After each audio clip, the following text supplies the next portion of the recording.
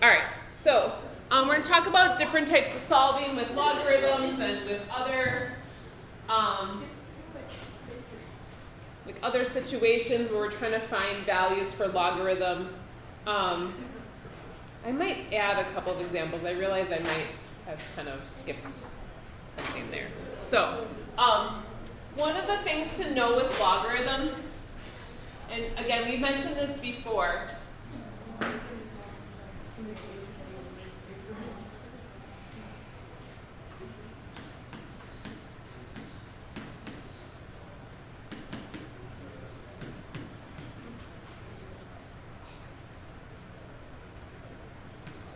so to solve with logarithms, the x value has to be greater than 0. I'm trying to think about or equal to 0. I don't think there's any way for it to equal 0 either. So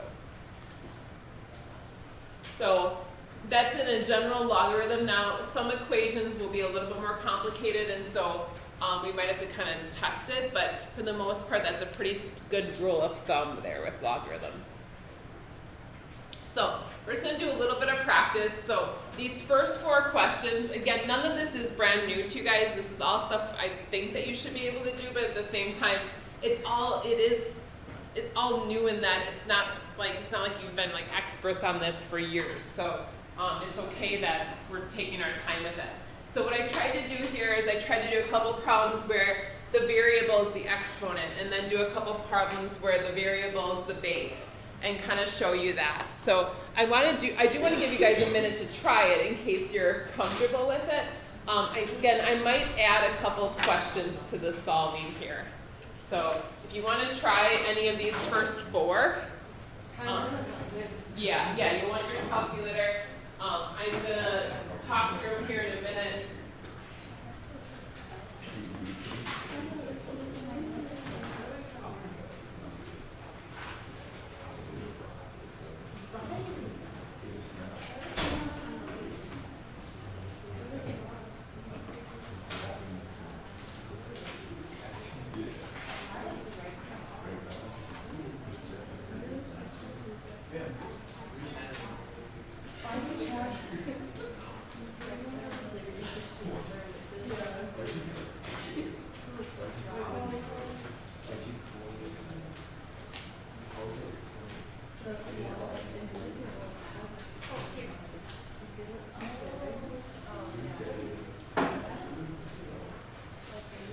So if you're not comfortable, if you're and you guys, I would not use a graph for this.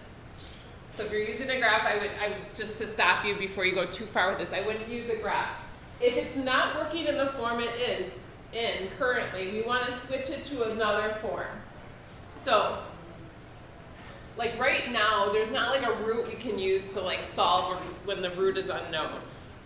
So this is one that it's worth switching it over to logarithmic form. So switching this to say log base 15 of 320 should equal x. This should be something now you're familiar with being able to solve.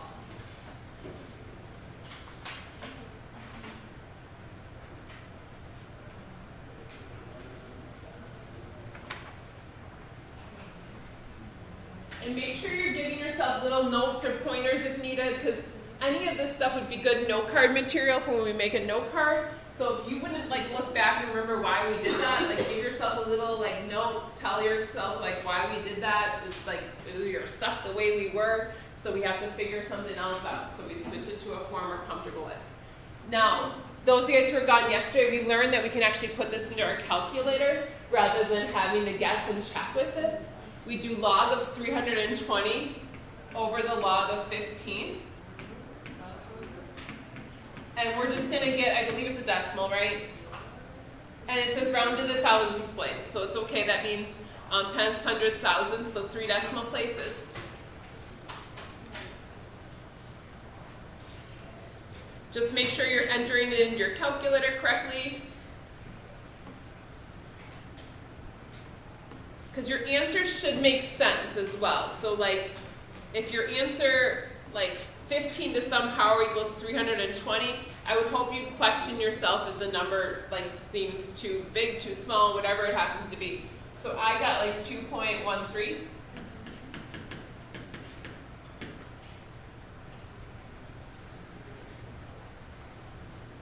I'm going to tell you the next one is actually a little bit easier. Because this one uses a button that's actually in our calculator. So you don't have to do, this is what we call the change of base formula. You can just like kind of type it in the way it is. So the next one is actually a little bit easier. So switch it over to a form we know. Base E, we don't use log base E, instead we use ln instead. So we can just type ln of 25 in. We don't have to do like log of 25 over log of E. I guess you could do that if you wanted to, but there's a nice ln button there for us because it's really common to have that. And I got like 3.22.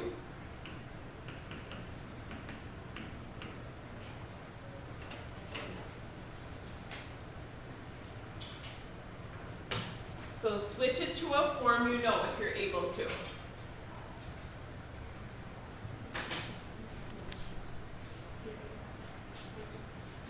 Alright, the next couple is going to be a little bit different than those, so you're not going to solve it the same way. Don't overthink things. Example 4 is a little bit trickier just because we're not used to seeing it written that way, but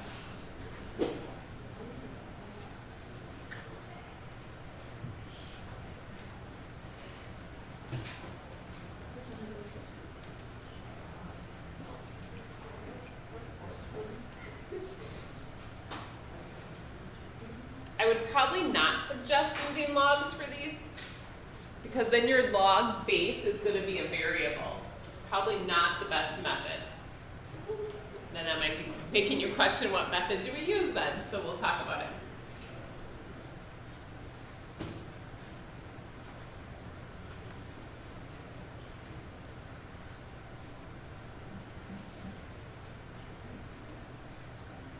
So what should we be doing here instead of using logs? What are we doing instead? What's our other like tool in our toolkit here? How do you get rid of, so if it was a second power, you would do what? If I was taking something to the second power equals 20, you would take the square root. So when it's the fifth power, we can do a fifth root. So we're going to take the fifth root of each side. And again, I don't know if any of these are decimals or fractions or whatever are, but just being aware that that's a possibility, it's okay. So 3.76-ish. So let's say like 3.76 to the fifth power is 750. That's just our answer. 5/8-ish. I guess we have the 3 decimal places. Now the next one, we haven't really done this kind before. A decimal, you can still do a decimal root, which is kind of crazy. So the 0.3 root, I don't know how you'd say that. You can do that, it's okay. So 0.3, you should be able to put that in as the root.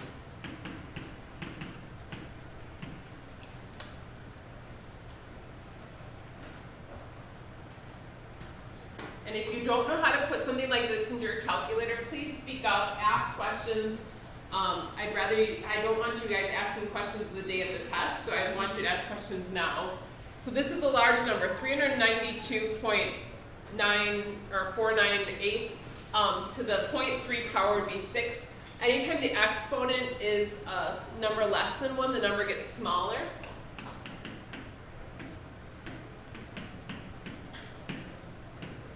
There is our answer.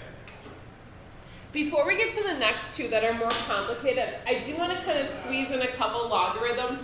So I don't know if you have space on like the bottom of the back side or something. I want you to put this in your notes. These are similar to questions that would show up on our test, but I think they're totally doable. I just realized that I don't know if I've done a great job of finding practice problems for you with these. So if you guys could, like I said, just find some space somewhere if you want to add this. So let me,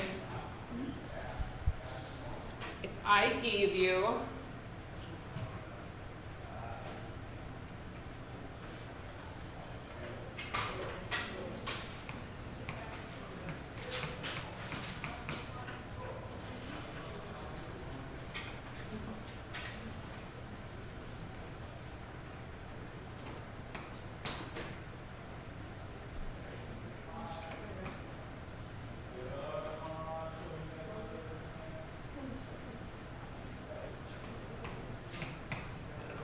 green.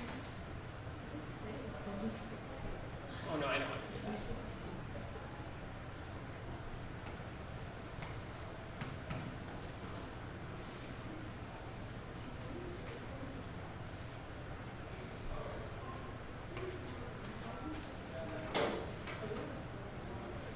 So what if the variable is in the logarithm? So is it what we're taking the log of or the base? So take a minute to look at these couple questions.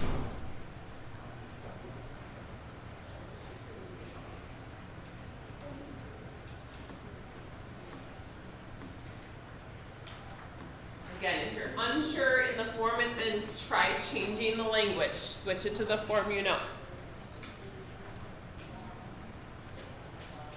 Again, these might be good examples of ones to put on a note card eventually. Like I said, we haven't done a great job. I haven't done a great job of getting example problems like these, but.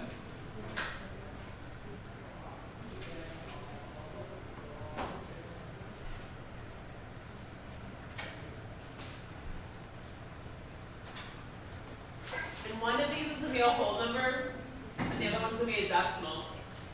So if you're not doing that as the case.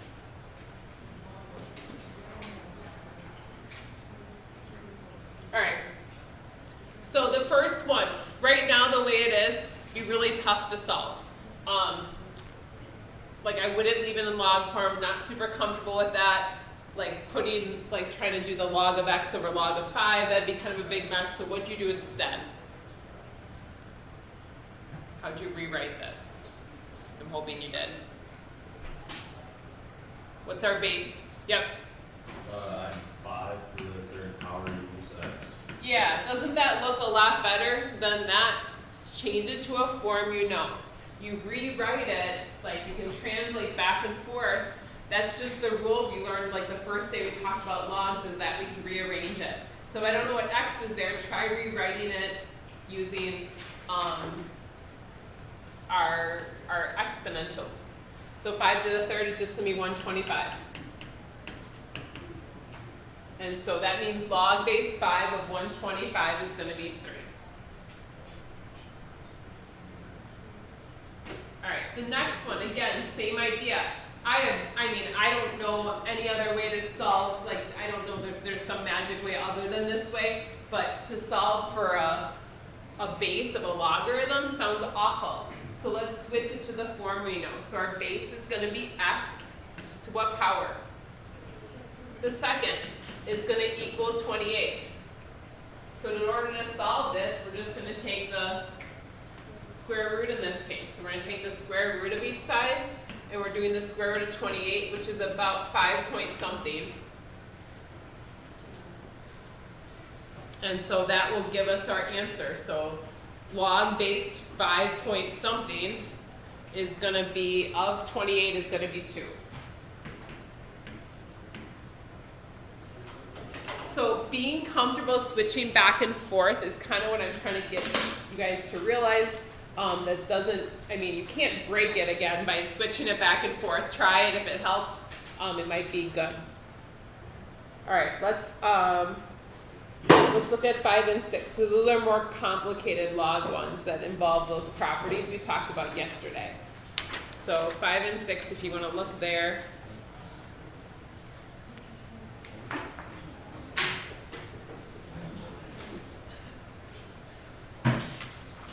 And obviously, any of this stuff is fine to add to a note card. We'll talk more about that next week, though. So that means we're going to review on Monday and then test on Thursday. That does give you guys a couple of days to come in and get help if needed. I know AR been kind of taken up with homecoming week stuff, but I think you could probably still, if you're asking for math help, I would hope they'd let you be released to get some math help.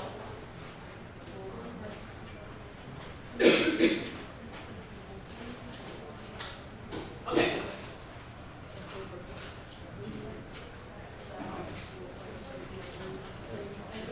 So, last class we learned that addition becomes multiplication. If we have logs with the same base, we can combine those logs together and make that multiplication.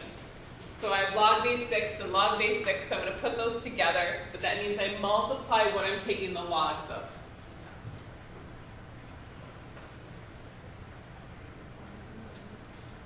So log base 6 of, I'm basically going to do 2x times 3, and that's going to equal 2.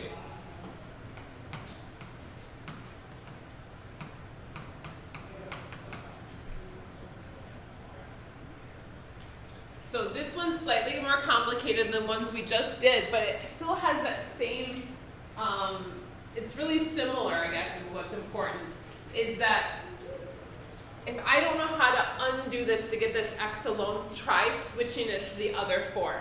So try, if it's in log and you aren't comfortable, you don't think you can solve it, then switch it to exponential form. That's the form we're more comfortable with anyway. So our base would be 6, our power would be, it's our exponent 2, and that's going to equal what we're taking the log of. This looks like a whole lot better all of a sudden. 6 to the second is 36. And then I just divide by 6 to find out x is actually 6 as well.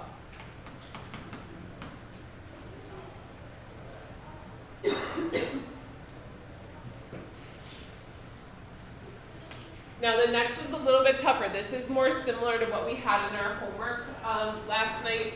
So this one we have to multiply, but there is going to be some factoring involved as well. So you want to try working a little bit ahead of me here.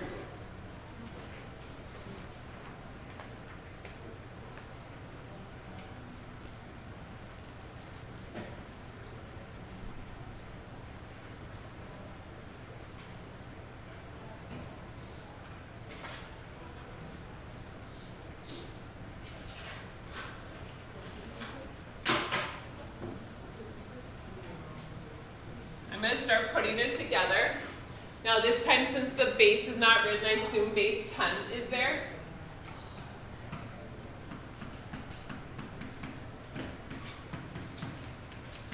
So the base 10 is important for when I rewrite this.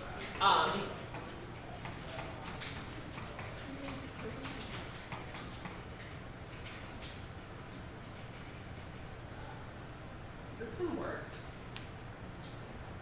I'm worried about the factors. I don't know. It does? I don't know. Because this is 10. 10 to the first power, right?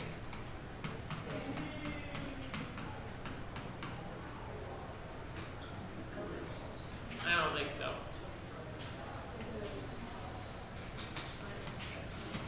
So this is why this happens. I mean, you'd think it happened more often, but I think I usually work out the kinks. Sometimes when I just come up with problems, I'm like, oh, this looks like a good problem. When I make them up on my own, this happens because it has to be factorable, and I think I must have changed something about it that didn't make sense. Because this is not actually factorable, and I would not expect you guys to use something like the quadratic formula right now. Later in the year, we'll mention the quadratic formula. But there's not going to be anything that's going to multiply to get you negative 10, but add to give you negative 21. So this is not a great example. I apologize for that. I must have been doing something and got halfway through my problem and forgot. I'm wondering if I was trying to do 100 and should have been to the second, but I don't even know if that would make sense. Oh yeah, I bet I wanted it to be 100 because then 25 and 4 would have worked. That's probably what I was up to. So this was supposed to be a 2 over here, but it's not the end of the world. It's okay. So I I work out those kinks before like a homework or like a test works out. So hopefully that doesn't happen very often. So that one's not solvable because it's not factorable, so we don't have to worry about that. All right, let's finish the last couple. These are talking, the first one asks you to expand the logarithm, so that means write it out as long as you can. So like basically break down all those little pieces and try to pull it apart. And then condense is where we try to smush it all into one. Again, this is reviewing what we talked about yesterday with about 4 of you guys gone yesterday. It's probably good for you guys to see this. So these were the 3 rules we had learned yesterday.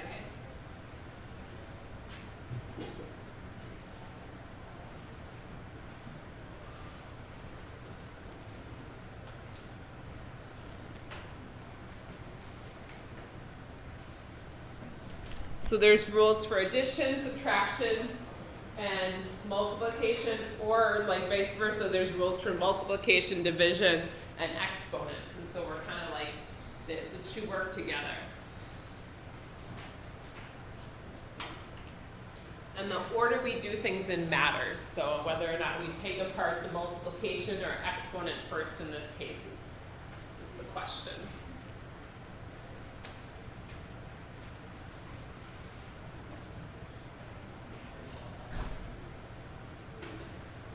All right, so what do you guys think? Are you taking apart the exponent or the multiplication first? Like, which are you separating out first? You have 50-50 chance. What do you guys think?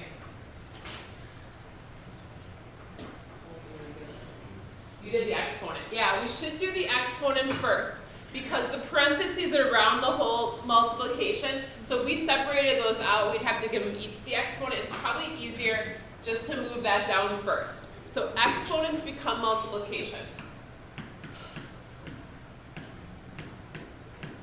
So that whole thing is that 4 is gonna drop down in front. Now, since that 4 is dropping down in front, this is gonna require some parentheses. So you have to remember that 4 is being multiplied to this whole logarithm. So when I go to separate off these 2, we're gonna break it apart, and we have to keep that 4 in front of both of them. So I'm gonna use parentheses. So I break it up as 2 separate logarithms, but with addition. Now, all it asked us to do is expand. It did not ask us to try to simplify or solve or anything crazy like that. So you do not have to, like, unless it's really, really obvious, log base 3 of 5 is not a very nice number, so I would just leave it this way. It does have to have the parentheses though, because the 4 was on the whole, like, group. Does that make sense?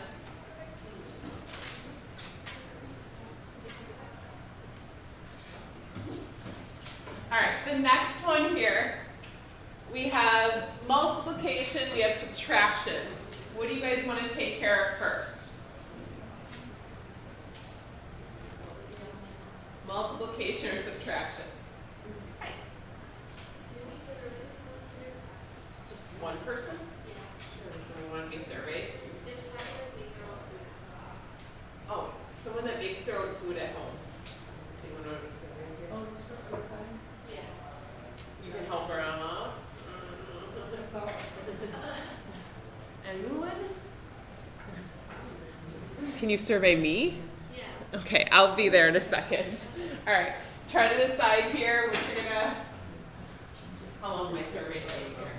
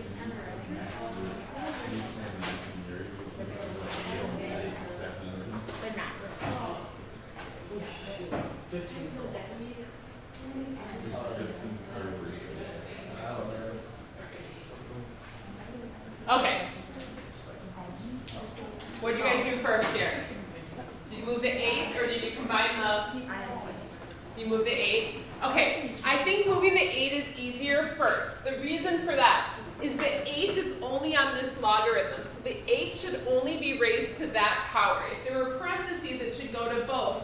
But since that 8 is only on that logarithm, it should be raised up only on that power.